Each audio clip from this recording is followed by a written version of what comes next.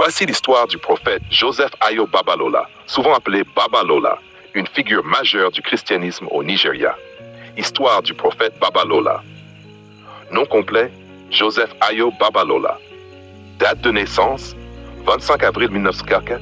Lieu de naissance, Odo-Owa, dans l'état de Kwara, Nigeria. Décès, 26 juillet 1959. Origine et jeunesse.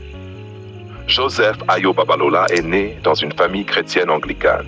Dès son jeune âge, il montre une certaine piété, mais rien ne laisse présager le puissant ministère qui allait marquer sa vie.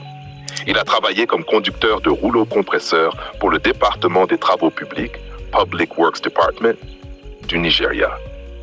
Appel divin en 1928, Babalola aurait reçu un appel surnaturel. Une voix lui aurait parlé alors qu'il travaillait, lui demandant de quitter son emploi et de se consacrer à la prédication de l'Évangile. Après avoir résisté quelque temps, il obéit finalement à cet appel. Ministère et réveil. Son ministère est marqué par des miracles spectaculaires, des délivrances, des guérisons et des prophéties puissantes. Il devient rapidement une figure centrale du grand réveil religieux nigérian dans les années 1930. En 1930, il conduit un puissant réveil à Oke-Oye, Ilesa, considéré comme l'un des plus grands réveils pentecôtistes en Afrique. Il prêche contre l'idolâtrie, la sorcellerie et le péché, attirant des milliers de personnes qui viennent pour la prière, la guérison et la délivrance. On rapporte que des morts furent ressuscités, des malades guéris et que des objets fétiches furent brûlés publiquement. Église et héritage. Babalola devient l'un des pionniers de la Christ Apostolic Church, SAC, une importante église pentecôtiste au Nigeria. Il ne cherchait pas la richesse ni la renommée.